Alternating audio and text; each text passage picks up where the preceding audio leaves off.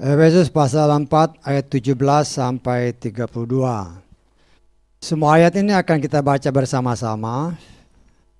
Dan supaya bacaannya sama dan terjemahannya sama, kita sama-sama baca seperti yang tertulis di dalam caption di depan ini ya.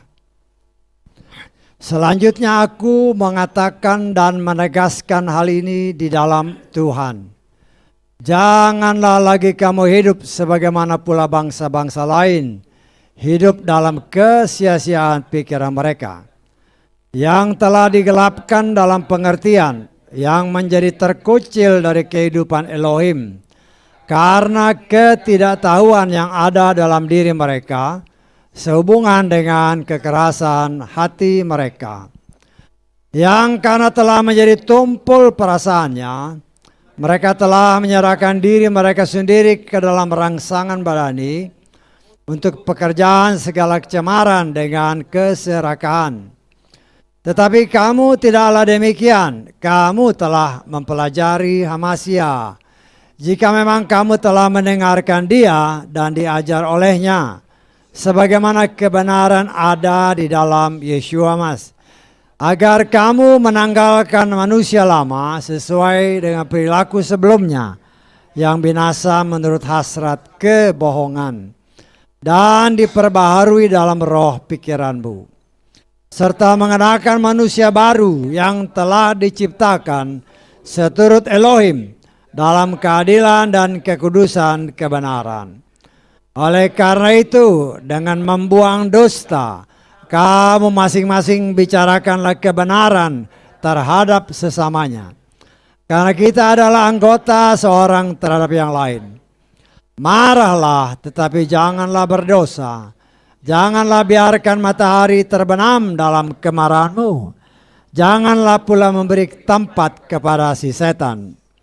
Yang mencuri jangan lagi mencuri, tetapi justru hendaklah dia berjeri lelah dengan mengerjakan yang baik dengan tangannya, sehingga dia dapat berbagi kepada yang berkebutuhan. Janganlah keluar dari mulutmu setiap perkataan yang sia-sia, tetapi kiranya apa yang baik untuk penguatan bagi yang berkebutuhan, agar dapat memberi anugerah bagi yang mendengarkan. Janganlah kamu mendekatkan Roh Kudus Elohim, yang olehnya kamu telah dimeteraikan hingga hari penebusan. Segala kepahitan dan amarah dan murka dan keributan dan umpatan bersama segala kejahatan hendaklah dibuang dari antara kamu. Dan jadilah kamu ramah seorang terhadap yang lain, lembut hati serta saling mengampuni di antara kamu sendiri, sebagaimana pula Elohim dalam Hamasya telah mengampuni kamu. Haleluya, amin. Silakan duduk. Puji Bapak Yahweh, kita mengucap syukur ya firman Tuhan. Firman yang luar biasa ya, sebagaimana kesaksian-kesaksian. Kita percaya bahwa waktu kedatangan Yeshua sudah semakin mendekat. Ya, sudah semakin dekat, dan karena itu segala sesuatu sesuai firman-Nya dipercepat. Ya, kita tidak tahu kapan persis waktunya. Hanya ancar-ancar waktunya berdasarkan apa yang tertulis. Semua dinyatakan oleh Tuhan. Penggenapan demi penggenapan firman, apa yang telah dinubuatkan, semua sudah hampir semua terjadi. Ya, apa yang dinubuatkan dalam kitab Daniel yang pernah disinggung beberapa hal, semuanya mulai terjadi. Ya, kita melihat juga kejahatan semakin bertambah-tambah. Ya. Karena kita tahu bahwa di satu sisi anak-anak Tuhan semakin berusaha dengan kuasa pertolongan Roh Kudus, hidup sebagaimana kehendak Bapa Yahweh, hidup dalam kekudusan seperti lagu-lagu tadi. Tanpa kekudusan tidak mungkin kita melihat Bapa Yahweh. Dan Yeshua berkata dalam Yohanes 17 ayat ke-17, ya, kita lihat ya. Yohanes 17 ayat 17 dinyatakan oleh firman Tuhan, kuduskanlah mereka dalam kebenaran-Mu. Firman-Mu adalah kebenaran, ya. Setiap perkataan Tuhan adalah kebenaran. Tuhan berfirman, dan kalau kita terima firman itu dengan lemah lembut, dan Ruach HaKodes akan menolong dan memampukan saudara dan saya untuk dirubah oleh kebenaran firman Tuhan menjadi kudus seperti pada awalnya manusia diciptakan oleh Tuhan. Ya, kita sudah belajar bersama-sama. Ketika setan berfirman kepada Hawa, dan Hawa meresponnya. Ya, Hawa meresponnya. Akhirnya dia jatuh dalam dosa. Karena itu dikatakan oleh firman, Bapa Yahweh di dalam Adonai Yeshua Mashiach berfirman, apabila kita meresponnya, menerimanya dengan positif, maka kecemaran yang telah terjadi ketika manusia pertama dahulu jatuh dalam dosa, kecemaran itu akan dihapuskan. Ya, jadi ada dua hal yang terjadi karena menerima perkataan atau merespon perkataan setan, jadilah dosa. Dan kalau kita menerima firman Bapa Yahweh, maka firman itulah yang menguduskan kita. Sehingga kita sebagaimana dahulu Adam dan Hawa bertemu dengan Bapa Yahweh sebelum mereka jatuh dalam dosa. Dan itu pun akan kembali kepada kita. Keturunan-keturunan mereka. Ya, kita boleh bertemu dengan Bapa Yahweh setelah kita menerima firman-Nya, dan firman itu sesuai dengan apa yang tertulis, menguduskan saudara dan saya. Nah, saudaraku yang dikasihi oleh Adonai Yeshua Mashiach, saat ini adalah proses yang boleh dikatakan proses yang sangat penting dalam kehidupan anak-anak Tuhan. Karena kita harus ingat, di samping anak-anak Tuhan sudah mengimani, percaya sungguh-sungguh bahwa kedatangannya sudah dekat, setan pun percaya bahwa kedatangan Yeshua sudah dekat. Ya, dan kalau kedatangan Yeshua sudah dekat, artinya akhirnya dia pun sudah semakin dekat. Karena itu dia berusaha sedemikian rupa, ya, untuk dalam waktu yang masih ada bagi setan, dia menarik sebanyak mungkin, ya, orang-orang, manusia-manusia untuk ikut bersama dia dan binasa bersama dia. Ya, nah, kita diingatkan oleh Tuhan akan semua hal ini. Ya, dikatakan oleh firman Tuhan tadi, ya, tadinya kita hidup sebagaimana kehendak dunia. Kenapa? Karena dunia ini dikuasai oleh si jahat. Kita lihat di dalam Efesus pasal kedua, ya, ayat 1 dan 2.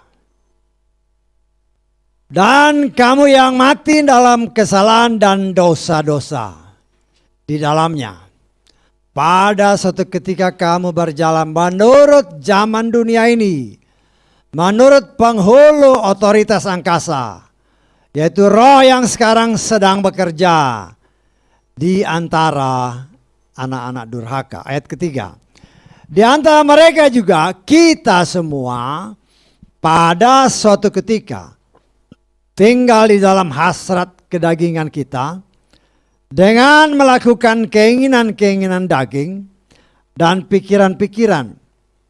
Bahkan secara alami kita adalah anak-anak kemurkaan seperti mereka yang lain juga. Ya. Kita harus ingat, setelah manusia jatuh dalam dosa, maka akibat dosa adalah maut. Tetapi oleh kasih karunia Bapa Yahweh, Tuhan mau menyelamatkan ciptaannya yang telah jatuh dalam dosa. Dan itu hanya dapat terjadi apabila orang-orang ciptaannya mau menerima firman-Nya. Kalau nggak mau terima, tidak bisa. Ya. Dan kita juga melihat bahwa saat ini, ya, zaman Ruach HaKodes yang bekerja luar biasa. Ya. Di mana waktunya sudah semakin dekat. Ingat ya, Ruach HaKodes bekerja mulai dari Yerusalem. Ketika Rasul Paulus mau ke Asia, Ruach HaKodes melarang. Akhirnya mereka berjalan menuju ke Eropa. Dari Eropa putar terus. Ya, di Indonesia mungkin Ruach HaKodes bekerja luar biasa sekitar tahun 60 sampai 90. Pertobatan luar biasa terjadi. Mujizat luar biasa terjadi. Ya. Banyak sekali terjadi mujizat. Kenapa harus terjadi mujizat? Karena orang biasanya percaya kalau melihat dan merasakan mujizat. Dan itu Tuhan kerjakan. Dan kita melihat bahwa Ruach HaKodes terus bekerja, bergerak terus, ya, sampai hampir ke seluruh Asia. Dia bergerak terus. Nah, saya percaya sekarang negara-negara di Timur Tengah, ya, sudah merasakan jamahan daripada Ruach HaKodes. Banyak orang-orang di Timur Tengah yang bertobat. Banyak orang-orang di Timur Tengah yang mempunyai kepercayaan tertentu mulai goyang imannya. Ya, itu bukan sesuatu hal yang kebetulan. Saudara harus ingat bahwa orang-orang yang ada di Timur Tengah sana itu juga banyak keturunan Abraham. Ingat ya, firman Tuhan kan berjanji bahwa Bapa Abraham akan diberkati oleh Bapa Yahweh juga keturunannya. Dan Bapa Abraham mempunyai 3 orang istri. Ya. Baik itu dari Sarah, dari Hagar, dari Keturah. 3-tiganya punya anak. Dan semua itu diberkati. Tapi yang paling istimewa adalah keturunan yang memang dijanjikan melalui Sarah. Nah, kita melihat bangsa Israel dari seluruh pelosok muka bumi mulai dikumpulkan oleh Tuhan. Bangsa yang tadinya karena meninggalkan Bapa Yahweh dipecahkan, dihancurkan, diserahkan ke seluruh pelosok muka bumi. Sebagai yang pernah saya katakan, apa yang dikatakan oleh kitab Daniel. Ya. Seperti tertulis bagaimana si Nebukadnezar bermimpi. Ya. Dan dalam mimpi itu dia, kata firman Tuhan. Dan nanti kalau saudara baca dalam Daniel pasal 4 ya. Ingat, Nebukadnezar adalah raja pertama yang menaklukkan tanah Israel. Kenapa? Karena bangsa ini meninggalkan Bapa Yahweh. Mereka menyembah kepada berhala-berhala. Karena itu ada tertulis ketika mereka beralih menyembah kepada ilah lain, maka bangsa ini akan dicerai-beraikan. Ya.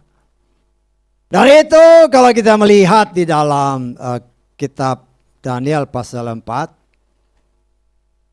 gambaran di mana Nebukadnezar, ya, raja Babilonia, karena kesombongannya, maka Tuhan murka atas Nebukadnezar, sehingga dia dari seorang raja yang mulia, raja yang punya kekuasaan yang besar, direndahkan Tuhan seperti binatang. 7 tahun lamanya, 7 masa. Ya, 7 masa, 1 masa atau 1 tahun, 360 hari. Ini juga melambangkan atau kita bisa melihat bagaimana Tuhan bekerja luar biasa. 7 tahun dikali 360 hari. Itu semua berjumlah 2.520 hari. Atau 2.520 tahun setelah Nebukadnezar jatuh. Ya, itu sekitar tahun 570-an sebelum Masehi. Ya. Kalau saudara tambah minus 570 ditambah 2.520, itu jatuhnya kira-kira 1950 tahun.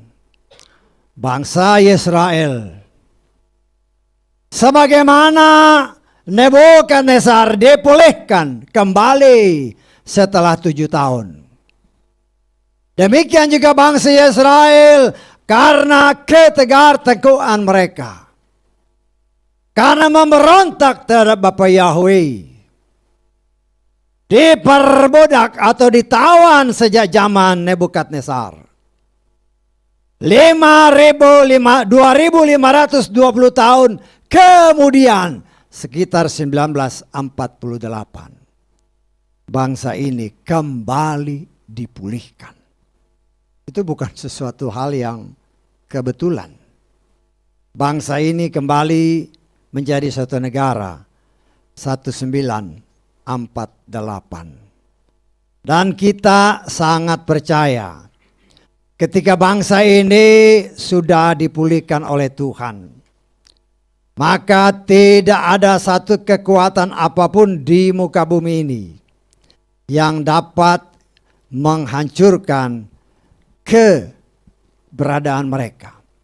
Setelah mereka dicerai-beraikan sejak zaman Nebukadnezar, ya, kemudian dipulihkan 7 masa, 7 kali 360 hari, atau 7 dikali 360 tahun, yaitu 2.520 tahun kemudian mereka menjadi bangsa.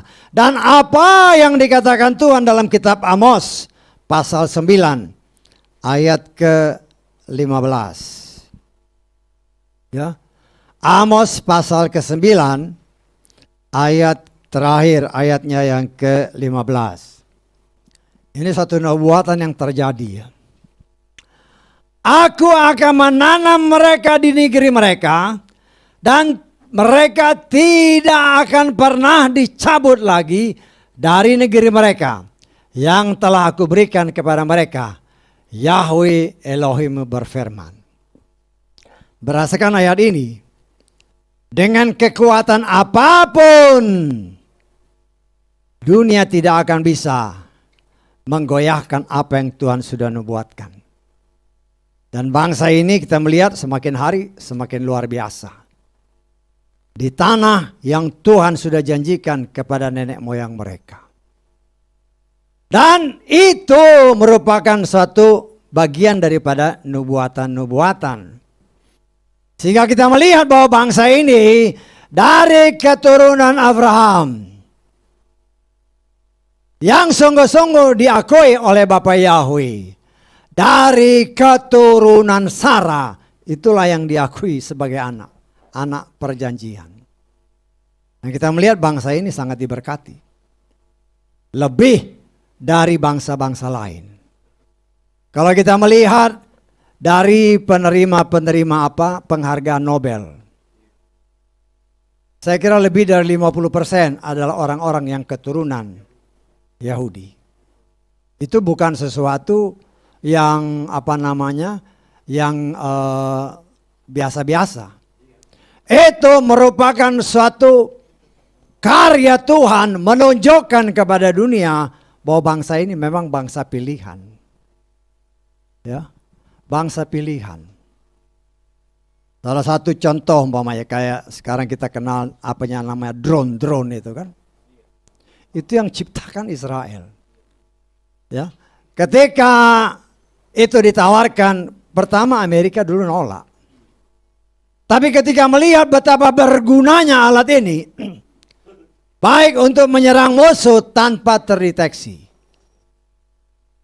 Sekarang kan ramai, bukan saja untuk perang, tapi untuk lihat-lihat daerah-daerah dengan kamera. Itu ciptaan orang-orang keturunan Bapak Abraham. Tetapi di samping itu kita harus mengakui sebagaimana tertulis. Keturunan Abraham juga dari Hagar, juga dari Ketura. Memang mereka banyak ada di daerah Timur Tengah. Dan kita melihat bahwa dengan cara Tuhan, negara-negara Timur Tengah yang tadinya sangat anti untuk percaya dan menerima Yahweh di dalam Adonai Yeshua Mashiach. Kalau kita lihat sekarang di media-media sosial, sangat banyak yang sudah bertobat. Sangat banyak. Ya. Nah mereka baru melihat bagaimana luar biasanya tangan Tuhan. Nah kita melihat bahwa ini adalah bagian daripada tanda yang Tuhan berikan. Bahwa dia sedang bekerja. Dia sudah mendekati kembali tanah perjanjian. Karena ini harus digenapi. Apa yang Tuhan katakan dalam kitab Daniel. Daniel ini banyak sekali mengungkapkan rahasia-rahasia ya. Kalau kita lihat lagi di dalam Daniel ini pasal keberapa itu? Pasal 9 ayat ke 24 mulai. Ya. Saya buka sedikit-sedikit ya. Nanti saudara baca karena banyak rahasia di sana ya. Karena ingat ya, tadi saya katakan ketika bangsa ini berpaling dari Bapa Yahweh, maka Tuhan berantakan mereka. Itu Babel. Tapi kalau saudara baca nanti dalam kitab Wahyu, Babel kembali muncul. Babel kembali muncul. Ya nanti dipelajari ya. Saya hanya beritahu sedikit ya sambil kita belajar terus ya. Supaya kita menyadari bahwa apa yang Tuhan nyatakan itu memang semua terjadi. Kalau saudara baca di dalam kitab Wahyu pasal-pasal terakhir, maka dikatakan, oh Babilonia sudah runtuh. Nah, itu bukan negaranya yang muncul tetapi karakter Babel. Karakter penyembah berhala. Itu yang ada. Ya, kita lihat di dalam Daniel ini ayat 24. 70 pekan, 70 minggu, ya. Telah ditetapkan atas bangsamu dan atas kotamu yang kudus untuk melenyapkan pelanggaran, untuk mengakhiri dosa, untuk menghapuskan kesalahan, untuk mendatangkan kebenaran yang kekal, dan untuk memeteraikan penglihatan dan nubuatan, dan untuk mengurapi yang maha kudus. Ini nubuatan tentang Yeshua. Kemudian kita baca terus ayat 25. Ketahuilah serta pahamilah bahwa dari saat perkataan itu keluar, ya, dari saat perkataan itu keluar, ya, dikatakan untuk memulihkan dan untuk membangun kembali Yerusalem sampai kepada Mesias penguasa itu, Mesias penguasa itu, lamanya adalah yang tadi 70 pekan dibagi. 7 pekan dan 62 pekan. Ini 69 pekan. Tadi kan di atas 70 kan? 69. Jalan itu akan dibangun kembali juga tembok itu walaupun di masa kesukaran. Dan sesudah 62 pekan. Sesudah 62 pekan. Mesias akan disingkirkan dan tidak ada apapun lagi padanya kemuliaan rakyat dari seorang penguasa. Sambil datang menyerbu, mereka memusnahkan kota dan tempat kudus itu. Dan pada akhirnya akan ada air bah. Bahkan sampai akhir yang akan ada peperangan yang menghancurkan yang telah ditetapkan. Dan dia akan mendugakan perjanjian dengan banyak orang selama 1 pekan. Ini tadi kan 70 pekan dibagi 7 sama 62, 69. Ini pekan yang terakhir. Selama 1 pekan, pada pertengahan pekan. Jadi 69,5 pekan. Ya. Pada pertengahan pekan itu akan menyembah korban dan persembahan sajian terhenti. Namun atas memuja kekejian itu akan datang yang membinasakan bahkan hingga tuntas. Dan itulah yang telah ditetapkan untuk menimpa pembinasa itu. Setelah 69 pekan, yaitu kalau dihitung 7 ditambah 62 itu sekitar 483 tahun. Jadi pekannya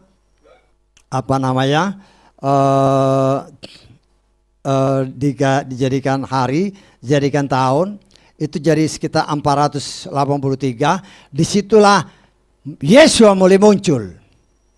Ya, setelah Yeshua muncul, pada pertengahan pekan yang terakhir, dia melayani sekitar 3,5 tahun. Saya tangkap ya. 3,5 tahun terakhir dia melayani. Setelah pelayanan dia di sana, makanya dikatakan di sini persembahan sajian sudah terhenti. Tidak perlu lagi kita membakar korban, karena Yeshua adalah korban yang sempurna. Ya, tetapi ingat, ini baru 69,5 pekan. Ya. Dan ini sebenarnya untuk bangsa Israel. Tetapi bangsa ini menolak. Sehingga setengah pekan yang terakhir, ingat, bangsa ini sangat menghormati Elia dan Moshe. Karena itu dalam kitab Wahyu pasal ke-11 nanti saudara baca. Ya, disitulah Moshe dan Elia akan muncul kembali untuk memberitakan Injil bagi bangsa Israel. Ya, tetapi itu terjadi pada masa kesukaran besar. Nah, kita sudah diraibkan 3,5 pekan, 3,5 tahun. Elia dan Moshe akan memberitakan firman. Karena itu seperti yang pernah saya katakan atau saya singgung, dalam perayaan Pesah dan roti tidak beragi bangsa Israel, kalau saudara lihat di medsos ya, kalau mereka ada tahapan-tahapan. Itu salah satunya yang menunggu Elia. Itu bukan suatu hal yang kebetulan ya. Karena mereka memang sebagian besar bangsa Yahudi. Mereka tidak berpatokan kepada kitab suci perjanjian baru. Mereka hanya perjanjian lama. Ya, sehingga banyak di antara mereka yang mereka anggap Mesias itu bukan Yeshua. Mereka tetap menolak Yeshua. Tetapi untuk firman Tuhan digenapkan, Ruach HaKodes hanya diberikan kepada manusia apabila mereka percaya kepada Yeshua. Karena itu dalam kitab Wahyu pasal 7, ketika Elia dan Mose memberitakan firman, ya, dan mereka percaya, bangsa Israel percaya, mereka bertobat menerima Yeshua sebagai Tuhan dan Juru Selamat. Baru diberikan Ruach HaKodes. Ya, nah kita melihat ini semua waktunya sudah semakin dekat, semakin dekat. Ya. Nah kita melihat waktu penjemputan sangkakala shofar berbunyi bagi orang-orang di luar Israel memang sudah sangat dekat.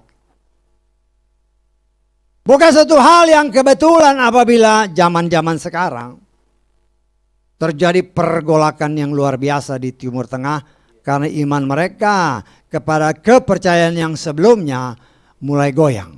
Bukan suatu kebetulan karena Ruach HaKodes sekarang menjamah mereka. Ruach HaKodes bekerja atas mereka. Tanpa Roh Kudus tidak mungkin orang bisa bertobat. Ya. Karena itu Roh Kudus bekerja. Mereka melihat mujizat-mujizat. Mereka mendengar firman. Ketika mereka mendengar firman, Roh Kudus menjamah sehingga timbul iman. Ya. Nah itu bukan sesuatu hal yang yang mustahil bagi Tuhan. Karena Tuhan tahu siapa umat pilihannya. Kan seperti yang seringkali saya katakan, Tuhan sudah tahu yang mana yang menjadi umat pilihannya yang harus dia selamatkan, dan yang mana yang memang bukan pilihannya. Sehingga walaupun firman diberitakan, termasuk di Indonesia, ya, kita harus ingat ya, firman Tuhan mengatakan, yang terdahulu menjadi yang terkemudian. Yang terkemudian menjadi yang terdahulu. Nah itu kan terjadi. Dahulu sangat sulit kebenaran firman pemberitaan Injil diberitakan di daerah Timur Tengah. Beberapa tahun terakhir kan bahkan gereja sudah dibangun. Saya melihat di media sosial di negara-negara Arab yang tadinya begitu sangat menentang, ya, seperti Uni Emirat. Saya lihat loh, ini mereka peralatan untuk merayakan Pesah segala macam, sudah diperjualbelikan dengan bebas. Itu kan sesuatu yang bagi manusia mustahil, tapi bagi Tuhan tidak. Karena di sana pun banyak keturunan Bapak Abraham. Dan Bapak Abraham itu menyembah Yahweh, bukan yang lain. Tidak ada ilah-ilah lain. Dan kita tahu bahwa ketika Noah atau Nuh selamat dari air bah bersama ketiga orang anaknya, mereka mempersembahkan korban kepada Yahweh, bukan yang lain. Karena itu ketika manusia berbalik menyembah kepada ilah lain, murka Tuhan sehingga dimusnahkan. Orang bilang kok Tuhan jahat? Tuhan gak jahat. Ya. Tuhan gak jahat. Tuhan memusnahkan yang memang tidak mau menyembah dia. Dia punya hak. Karena semua kan diciptakan untuk dia. Kalau bukan menyembah dia, terlebih menyembah setan, ya hancurin aja. Jangan bilang Tuhan itu jahat, salah. Karena banyak kan, kalau gitu Tuhan jahat. Bukan Tuhan jahat. Jangan diputar balikkan ya, karena banyak orang kalau gitu Tuhan jahat. Jangan diputar balikkan. Engkau menyembah kepada setan, maka Tuhan musnahkan. Ya. Sebenarnya bukan Tuhan yang musnahkan. Karena setan kerjaannya cuma 3. Mencuri, membunuh, membinasakan. Kalau menyembah setan, ya dihancurin sama setan lah. Tetapi seolah-olah Tuhan jahat, bukan Tuhan yang jahat. Engkau menyembah yang membinasakan, ya dibinasakan sama dia. Jangan diputar balik. Ya, nah inilah yang harus kita sebagai anak-anak Tuhan mengetahui. Bahwa memang nubuatan-nubuatan apa yang ditulis dalam kitab Daniel itu, ya, itu semua adalah gambaran tentang Yeshua. Nah, kita mengucap syukur. Kita belajar kembali kepada undang-undang dasarnya Tuhan. Firman yang Tuhan sendiri turunkan kepada manusia melalui Mose, melalui bangsa Israel. Karena itu Yeshua berkata, keselamatan datang dari bangsa Yahudi. Bukan bangsa Yahudi yang menyelamatkan, tetapi bangsa inilah yang menerima firman yang dari Bapa Yahweh yang dapat menyelamatkan manusia yang mau mentaati apa yang dia firmankan. Karena manusia ini sudah tercemar ketika mereka atau Hawa berkomunikasi dengan si jahat. Nah, kita melihat dari bacaan-bacaan yang tadi kita baca, ya. Tuhan berfirman, janganlah lagi kamu hidup seperti cara hidup bangsa-bangsa yang lain. Bangsa yang lain seperti apa yang tadi juga sempat disinggung. Nah, sebagaimana apa yang tertulis dalam kitab Efesus pasal 2. Ya. Hanya untuk keinginan atau kepuasan daging. Sedangkan kepuasan daging itu yang dibenci oleh Tuhan. Firman Tuhan berkata, jangan mencintai dunia dengan segala keinginannya. Keinginan daging, keinginan mata, keangkuhan hidup, itu berasal dari dunia. Dan Tuhan tidak mau kita berpatokan kepada semua itu. Karena Tuhan benci. Nah, kita belajar, ya, kita ini memang kan udah tercemar. Kita sedang diproses oleh Tuhan. Kita sedang saat ini mungkin banyak manusia yang bagaikan biji emas yang tertutup dengan batu-batu karang. Oleh pengaruh-pengaruh dunia. Karena itu batu ini harus dihancurkan terlebih dahulu. Dilumatkan lebih dahulu. Disaring lebih dahulu. Untuk mendapatkan biji emas yang berharga di mata Tuhan.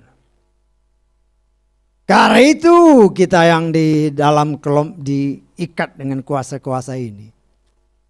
Kuasa-kuasa yang berarti lingkungan kita. Kita diproses. Sehingga dikatakan oleh firman Tuhan, pikiran mereka telah digelapkan. Mereka merasa asing kehidupan dalam Elohim. Menurut terjemahan Lugas ya, yang ada pada buku saya ini. Kita mau ibadah kepada Bapa Yahweh dianggap kok aneh. Kok nama Tuhannya Yahweh? Ya. Lucu. Kok nama Tuhannya Yahweh? Kok nama Tuhannya Yeshua? Lah. Kalau nama Yahweh mungkin masih banyak orang bisa terima. Tapi kalau nama Yeshua, kan nama Y yang lain kan bisa. Lah. Kita mengucap syukur dengan adanya media sosial, kemajuan teknologi yang luar biasa. Sehingga kegiatan yang ada di tanah leluhurnya, di tanah perjanjian. Kan begitu mudah kan. Kita ketik aja, cari katakanlah di Facebook atau di YouTube. Cari aja kan. Umpamanya kita mau cari kenapa pakai Yeshua kan? Karena di sini juga ada orang-orang yang percaya Yahweh menyembahnya Yahshua, bukan Yeshua. Ketik aja Hebrew song kan. Lagu-lagu Ibrani ketik tek. Nah, dengerin. Saya nggak pernah dengar itu orang Ibrani nyanyiin Yahshua. Nggak ada yang nyanyi Yahshua. Semuanya Yeshua. Tetapi kalau di sini nyanyinya Yahshua, dibutakan. Ya.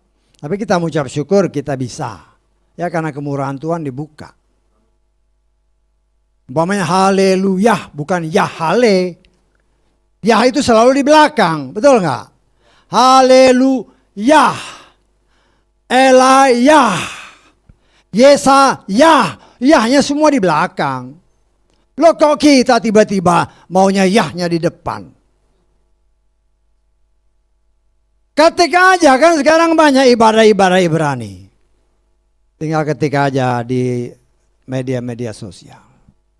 Kau dengar lagu-lagu orang Ibrani, nggak ada yang panggil Yahshua, Yahshua. Semuanya Yeshua, Yeshua.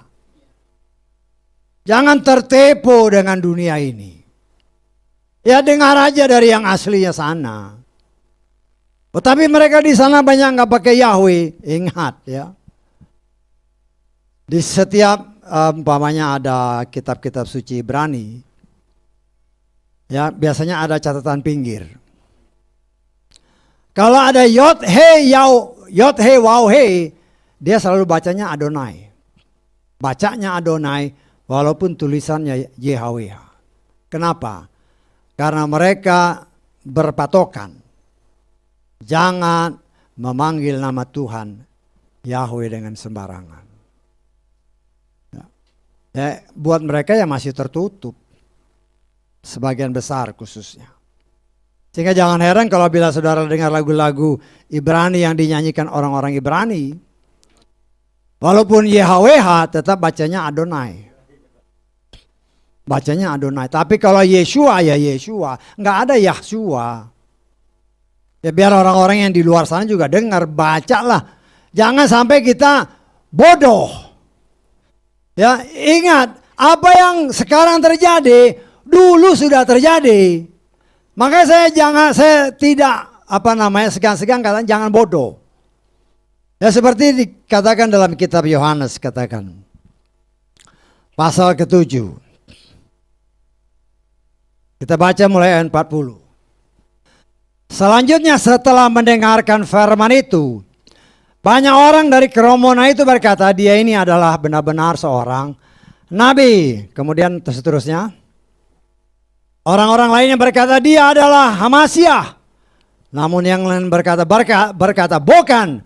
Sebab adakah Hamasyah datang dari Galilea? Bukankah kitab suci telah berkata bahwa Hamasyah datang dari Bani Daud, dari Bethlehem, desa tempat tinggal Daud. Nah, ini terjadi sekarang ini. Ya. Dahulu saya percaya ketika ini terjadi, paling sedikit Maria masih hidup. Karena ketika Yeshua disalib, Maria ada. Memang Yusuf tidak disebut. Ya, paling sedikit Maria masih hidup. Kenapa enggak datang tanya Maria? Dari mana kamu? Dari desa mana kamu? Itu tidak mereka tanya. Dan itu pun terjadi saat ini katakanlah di Indonesia. Yang ngotot panggil Yahshua, Yahshua. Kenapa mungkin kau udah berkali-kali datang ke sana Israel. Kenapa enggak tanya siapa nama Tuhanmu? Mana yang betul, Yahshua atau Yeshua? Siapa nama Tuhanmu? Tanya dong. Kalau nyanyi haleluya, haleluya. Kalau ditanya apa arti haleluya, puji Tuhan. Bahasa apa? Enggak ada di dalam kamus bahasa Indonesia haleluya. Karena itu memang bukan bahasa Indonesia. Kenapa enggak tanya? Berkali-kali bahkan mungkin berpuluh-puluh kali. Bahkan ada pelayan-pelayan Tuhan datang ke sana. Khotbah di sana pakai nama ilah lain. Nah, itu kan bikin penyesat. Itulah penyesat-penyesat zaman ini. Kenapa? Karena ini apa yang dahulu terjadi, sekarang terjadi. Kenapa kau tidak tanya siapa sih nama Tuhanmu? Mana yang benar, Yahshua apa Yeshua? Saudaraku yang dikasihi oleh Bapa, kita mengucap syukur. Oleh kemurahan Tuhan kita dibuka. Oh, harusnya begini. Ya, kita memang bukan orang Ibrani secara daging. Tapi kita mau belajar memanggil nama Tuhan yang orang Ibrani dengan benar. Ya. Kalau Adonai ya Tuhan. Kalau Hashem ya nama itu bukan nama Tuhan.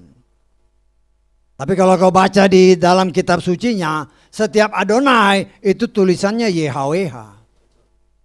Tapi mereka tidak pernah mau memanggil Yahweh karena menghormati dan mengingat ada tertulis jangan memanggil nama itu dengan sia-sia.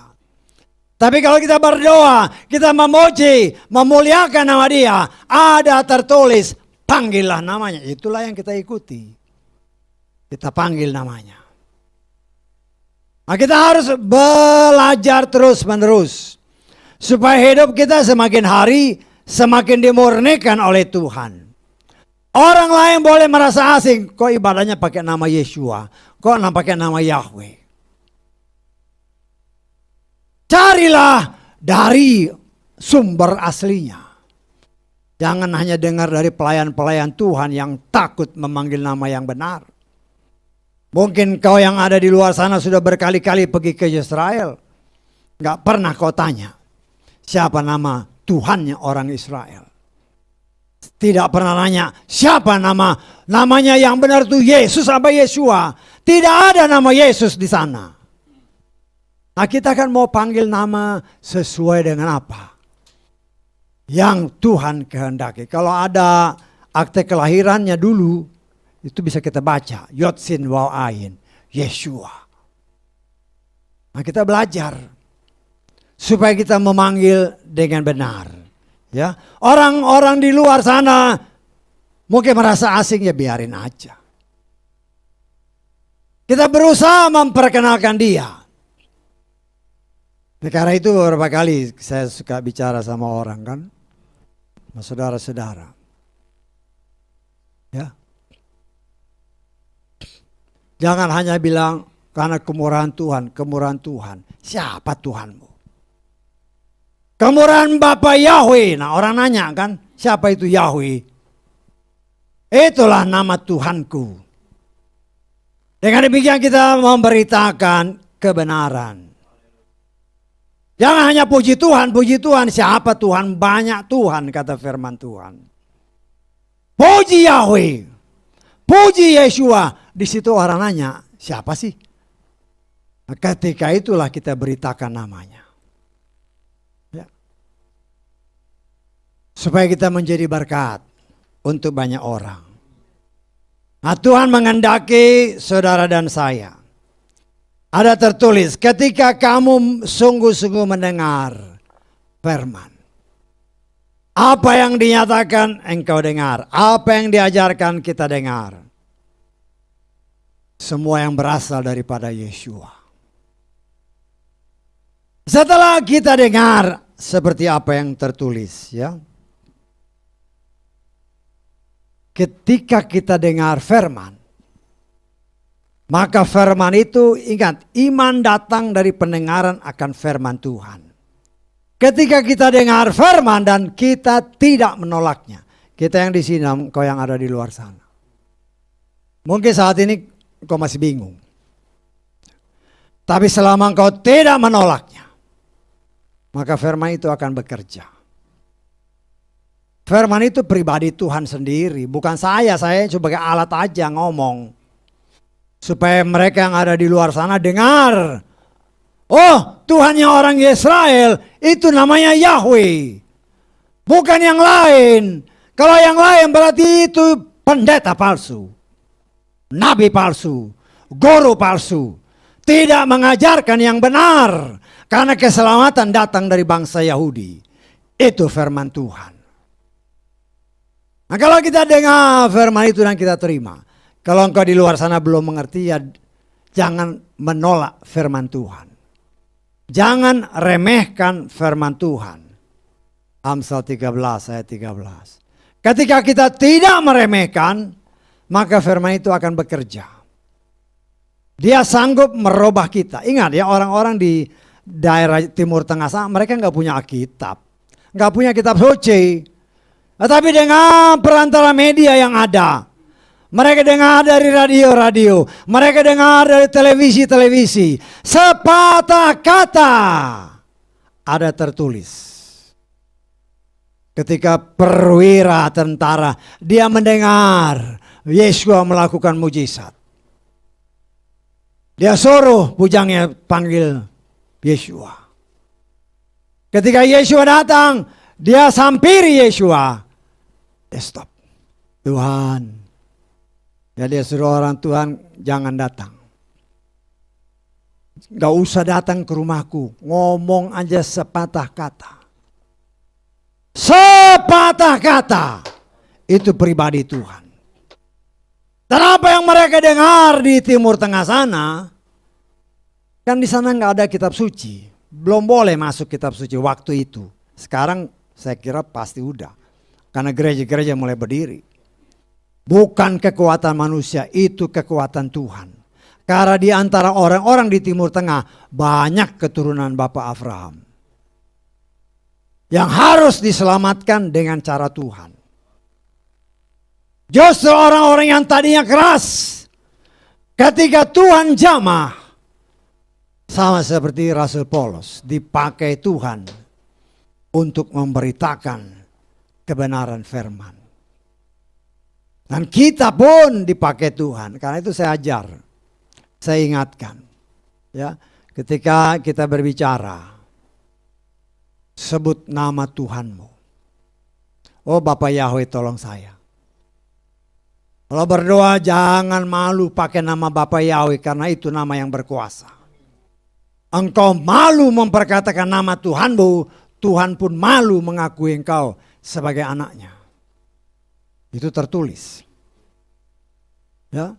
Kita memang belum sempurna, tetapi dengan mau dipakai oleh Tuhan, maka kebenaran firman yang Tuhan nyatakan melalui kita, itu pun akan membersihkan kita. Sehingga hari lepas hari, ya, tanpa kita sadari, manusia lama kita sesuai apa yang tertulis disingkirkan. Sehingga sebagaimana ayat ke-23 dari Efesus pasal 4 ini, namun kini roh pikiranmu telah dibaharui. Roh pikirannya. Saya pernah berbicara, kalau bohong sekali ya nggak apa-apa. 2 kali ya mungkin masih belum apa-apa. 3 kali udah mulai lampu kuning. 4 kali udah mulai lampu merahnya sedikit-sedikit.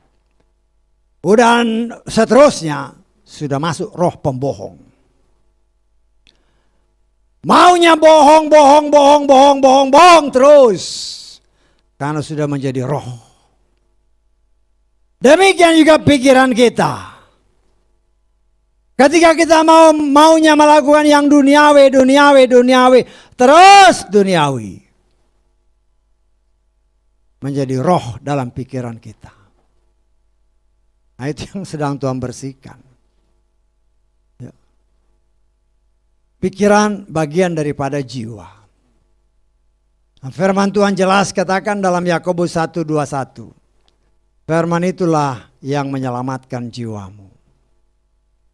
Juga dalam suratan Petrus dikatakan firman itulah yang memurnikan jiwamu. Ketaatan kepada kebenaran memurnikan jiwa. Ketaatan kepada firman memurnikan jiwa. Ingat ya, saudara dan saya tidak akan pernah bisa merubah diri kita dengan kekuatan kita sendiri, nggak bisa. Firman itulah yang merubah kita dengan kuasa pertolongan Roh Kudus yang dianugerahkannya bagi kita. Maka cepat atau lambat pikiran kita mulai tadinya kan kebiasaan kedagingan terus ini. Udah jadi spirit. Tapi kita mulai tolak. Pergi dia. Nah, cara berpikir kita sudah mulai beda. Itu bukan karena kita, tapi karena Tuhan mau saudara dan saya menjadi sempurna. Kata Yohanes tadi kan 17 ayat 17. Dimurnikan terus menerus. Tetapi di samping itu seringkali ya yang kita alami di dalam kehidupan ini, kita maunya hidup benar. Maunya hidup melakukan apa yang benar. Tetapi seperti apa yang dialami oleh Rasul Paulus sendiri. Di dalam Roma pasal 7 kita baca ayat 21. Jadi aku menemukan sebuah hukum, bahwa ketika aku hendak melakukan yang baik, yang jahat itu muncul di dalam diriku. Setiap kita mau melakukan hal yang baik, setan itu selalu terus-menerus berusaha untuk mencegah kita melakukan apa yang baik. Karena itu dikatakan dalam Efesus pasal keempat ayat 27, janganlah memberi tempat kepada setan. Ya. Karena itu dalam proses penyempurnaan yang sedang Tuhan kerjakan dalam hidup kita, seringkali kita mengalami hambatan-hambatan seperti yang tertulis dalam kitab Roma itu. Maunya bikin yang baik, loh kok jadi kayak begini. Memikir yang tadi mungkin dalam ruangan di bawah, pengennya nanti baik, di luar nanti maunya bikin yang baik. Begitu di luar sana, apa yang kita dapat? Karena terpengaruh oleh lingkungan. Apa yang ditangkap oleh indera menimbulkan suatu keinginan kalau kita tidak menguasai diri. Kalau kita tidak menekan semua apa yang bisa mempengaruhi kita yang ditangkap oleh indera kita ketika kita ada di luar sana. Kalau kita tidak menguasai diri, kita bisa ada kemungkinan bisa jatuh. Setan kan ketika dia berkomunikasi dengan Hawa dan Hawa merespon, timbul keinginan. Ya. Karena timbul keinginan, maka timbullah mengandung, kalau kita lihat di dalam Yakobus ya. Yakobus pasal ke-1 ayat ke-14-15. Setiap orang dicobai karena diseret dan dipikat oleh keinginan sendiri. Selanjutnya, keinginan yang telah mengandung itu melahirkan dosa. Dan dosa yang digenapkan itu melahirkan kematian. Ya, dari sini kita melihat karena ditarik, dibujuk dengan keinginan sendiri, keinginan itu mengandung dan melahirkan dosa. Dan ketika dosa itu berkembang, dia mendatangkan kematian. Ini gambaran dari apa yang terjadi di dalam kitab Kejadian pasal 3 ketika Hawa jatuh dalam dosa. Karena melihat timbul keinginan. Ya, mengandung. Kemudian melahirkan dosa. Ya, semua Tuhan kasih tahu. Sehingga Tuhan mau kita dikatakan oleh firman Tuhan. Sebagaimana tertulis dalam kitab Kolose pasal ke-3. Ayat ke-1 dan 2. Oleh karena itu jika kamu telah dibangkitkan bersama Hamasya, carilah hal-hal yang di atas, di tempat Hamasya berada, di sebelah kanan yang diduduki Elohim. Pikirkanlah hal-hal yang di atas, bukan hal-hal yang di bumi. Tuhan mengajarkan kepada saudara dan saya, pikirkanlah segala yang berasal dari Bapa Yahweh. Ya, Tuhan berikan kepada kita kitab suci, karena itu dibaca. Dibaca, dimeditasi. Dimeditasi, kemudian kita coba praktekkan dalam hidup. Dengan kuasa pertolongan Roh Kudus, kita dimampukan Tuhan mempraktekkannya dengan benar. Dan ketika kita mempraktekkannya dengan benar, sadar atau tidak sadar, hidup saudara dan saya akan dirubah oleh Tuhan. Tuhan mau saudara dan saya selamat. Dan keselamatan itu hanya dapat terjadi apabila kita mentaati seluruh kebenaran firman. Tanpa kecuali. Jangan pernah menyatakan berat firmannya. Tidak. Jangan menyangkali firman karena ada tertulis firman Tuhan itu tidak berat. Kalau kau sangkali firman dengan firmannya berat, firmannya sukar, engkau sangkali firman, engkau berdosa. Engkau sangkali firman, maka Tuhan pun yang adalah firman itu sendiri akan menyangkali kita. Tetapi apabila kita mungkin menghadapi kesulitan, berseru minta tolong kepada Ruach HaKodes yang dianugerahkan Bapa Yahweh bagi saudara dan saya. Tuhan, mampukan saya melakukan firman-Mu. Jangan kita biarkan Ruach HaKodes yang sudah dianugerahkan bagi saudara dan saya. Ketika kita percaya dan menerima Dia, mengakui Dia sebagai Tuhan dan Juru Selamat, yaitu Yeshua Mashiach, maka Dia beri kepada saudara dan saya Roh yang Kudus. Karena itu dalam ayat-ayat terakhir dalam pembacaan kita, janganlah mendukakan Roh Kudus Elohim, yang dengannya kamu telah dimeteraikan sampai hari penebusan. Efesus pasal 1 ayat 13, ketika saudara percaya, ketika kita percaya kepada Bapa Yahweh dalam Adonai Yeshua Mashiach, maka Dia meteraikan kita. Kita diberi tanda bahwa kita adalah bukan lagi milik kita, tetapi milik Bapa Yahweh. Karena itu jangan mendukakan Roh Kudus. Ya. Jangan pernah mendukakan Roh Kudus. Kita belajar ya. Memang selama kita masih hidup di muka bumi ini, masih bisa kita berbuat dosa. Tetapi ketika kita berbuat dosa, Dia yang ada di dalam kita, Dia akan mengingatkan kita. Kamu sudah berdosa. Kalau dahulu bangsa Israel, ya kita sudah belajar kan zaman Bapa, zaman Anak, zaman Roh Kudus. Burung gagak ya melambangkan setan. Begitu dia dilepas ya dia nggak balik lagi. Tetapi burung merpati yang melambangkan Ruach HaKodes, ketika pertama kali dilepas, dia kembali lagi. Karena belum ada yang tempat dia untuk berdiam. Zaman Bapa, zaman Anak, ketika firman yang hidup mulai tertulis, burung merpati dilepaskan. Tapi dia masih kembali dengan membawa daun. Jadi sudah mulai ada respon.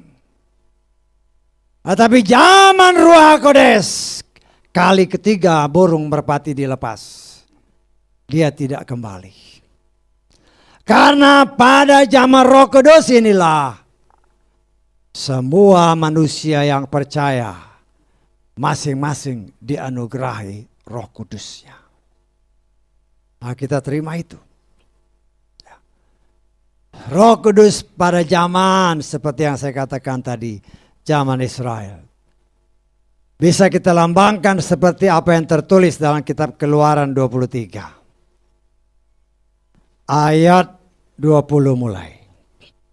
Lihatlah, aku akan mengutus seorang malaikat ke hadapanmu untuk menjagamu dalam perjalanan dan untuk membawamu ke tempat yang telah aku persiapkan. Perhatikan ayat-ayat berikut.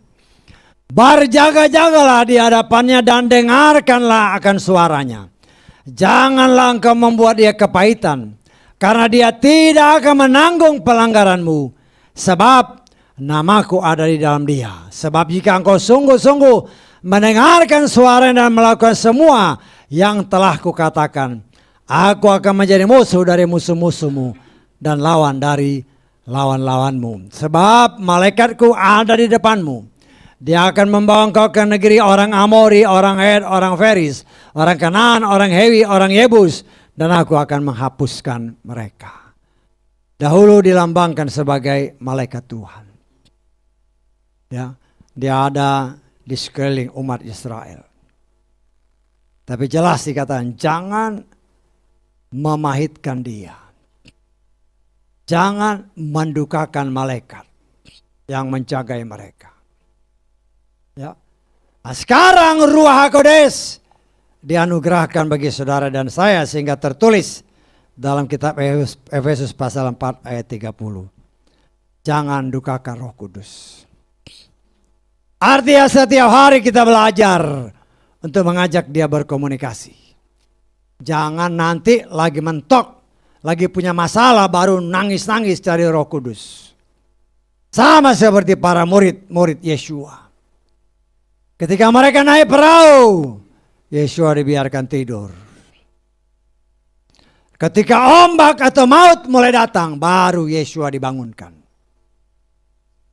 Tuhan mau kita proaktif dengan Roh Kudus. Sentiasa berkomunikasi dengan dia. Ketika kita ada di rumah mungkin lagi nganggur, kita komunikasi dengan dia. Tuhan, apa yang harus saya buat? Apa yang harus saya baca? Apa yang Tuhan mau saya lakukan? Ya kan kita harus melatih diri. Ya melatih diri, jangan bermalas-malasan. Nah, banyak orang yang ya kalau capek benar sih nggak apa-apa, memang istirahat. Cuma kadang-kadang orang nggak capek ya istirahat. Akhirnya ngelantur ke sana kemari. Kita harus melatih diri kita. Ya, melatih diri kita untuk bisa belajar. Seperti kata Kolose pasal 3 tadi. Memikirkan apa sih yang Tuhan mau. Apa yang sekarang sedang Tuhan kerjakan bagi hidupku. Ya saudara tanya, kita masing-masing tanya aja sama diri kita sendiri. Apa sih yang sudah saya buat untuk Tuhan? Ada nggak? Ya jujur aja kan. Apakah aku sudah berani memberitakan bahwa Yahweh itu adalah Tuhan dan Yesus adalah Juru Selamat? Apakah kita berani melakukan? Apa kita berani memberitakannya? Kalau enggak nanti Tuhan tanya, kalau seandainya nanti Tuhan tanya, apa yang sudah kau buat untukku? Ternyata nol. Ternyata enggak ada apa-apa. Hanya menikmati berkat-berkat Tuhan. Ya memang Tuhan memberkati saudara dan saya. Tapi jangan berkat itu kau makan sendiri. Ada orang-orang yang perlu kau bantu, bisa kau bantu. Ya. Bantu ya bantu aja. Dan jangan habis bantu terus berkeluar ke sana. Oh saya bantu dia. Ya kau sudah dapat upahnya kalau gitu. Ya. Kita belajar. Kalau kita membantu orang ya berdiam diri aja. Biar hanya Tuhan yang tahu. Tapi kalau kita bantu orang terus kita saya bantu ini sih. Kau sudah dapat pahalanya kata firman. Ya. Jadi apa yang kita bisa berikan kalau memang Tuhan berkehendak? Beri. Ketika kau beri, kata Lukas pasal 6 ayat 3. Beri, maka engkau akan diberi. Ya, kita lihat ya Lukas ayat terakhir ya. Lukas 6 ayat 38. Berilah, maka akan diberikan kepadamu. Takaran yang baik yang telah dipadatkan dan yang telah diguncangkan. Yang terlimpah mereka akan memberikan kepelukanmu. Sebab dengan ukuran yang sama yang kamu ukurkan, hal itu akan diukurkan kembali kepadamu. Beri, kalau kita nggak pernah beri ya nggak terjadi ini. Kalau udah beri ya jangan ngoceh kemana-mana. Tuhan senang kita memberi tanpa kita memberitahu orang lain, hanya Tuhan yang lihat. Ketika kita itu lakukan maka ini terjadi. Ya. Nah, saya mengucap syukur anak-anak Tuhan ya khususnya di tempat ini ya. Mulai ya kalau kita habis pengajaran saya lihat ada makanan ya. Ya dulu memang pertama-tama ya waktu istri saya masih strong lah. Dia masak semua kan. Terus lama-lama saya lihat wah ini kan dia makin lama nggak makin muda. Ya saya hanya himbau aja kan. Ya bukannya kita nggak mau bawa tapi tenaganya udah mulai kurang, kecepatannya mulai kurang. Dulu mungkin sejam 2 jam dia bisa kerjain. Dia kan kadang bangun jam 1 malam, jam 2 malam. Ya saya tahu dia bangun, dia masak nih. Tapi kan kasihan, makanya saya himbau kan kepada jemaat. Mari kan itu buat sama-sama. Saya mau ucap syukur kan. Kalau saya diam-diam aja, hanya disimpan dalam hati, ya gak bagus. Ya saya ngomong aja. Nah saya lihat memang ada bahkan semua jemaat mau, ayo beri. Ayo kita nikmati bersama-sama. Nikmati bersama-sama, habis ibadah, pengajaran, udah jam 12 kan. Ya saya batasi memang jam 12. Supaya karena jam 12 itu kita langsung makan sama-sama. Bisa ngobrol sama-sama. Tapi dalam ngobrol itu pun kita harus berjaga-jaga. Jangan sampai ada hal-hal yang tidak seharusnya dinyatakan, kita nyatakan. Ya. Sehingga dengan demikian kita benar-benar bertumbuh sesuai kehendak Tuhan. Maju bersama-sama, bergandengan tangan bersama-sama, berdoa bersama, saling mendoakan. Saya mendoakan saudara-saudara, mendoakan kami, dan kita maju. Ya. Karena tidak ada satu orang pun yang sudah sempurna, belum. Ya, belum. Seperti yang saya katakan, kesempurnaan yang kita pikir sudah sempurna di mata Bapa Yahweh belum. Contoh gampangnya Elia. Berkali-kali saya katakan, semua orang ketika melihat Elia berjalan Elisa, para nabi-nabi bilang, oh Elia mau diangkat ya. Dalam pandangan mereka, Elia is perfect already. Ya, Elia sudah sempurna. Semua orang, wah hebat nih, sempurna, mau diangkat Tuhan. Tetapi Tuhan memperlihatkan kepada saudara dan saya, yang sempurna dalam pandangan manusia, ternyata belum sempurna dalam pandangan Tuhan. Apa? Tidak semua apa yang ada pada Elia boleh layak dibawa bersama-sama. Sehingga ketika kereta Bapaknya menjemput dia, bajunya, jubahnya ditinggal. Itu melambangkan karakter manusia tetap masih ada. Nah nanti kita juga waktu kita diangkat, ini semua kan lepas. Itulah karakter kita yang kita tidak bisa melihatnya dengan mata kita, bahwa itu belum berkenan di hadapan Tuhan. Dan disitulah anugerah Tuhan berlaku.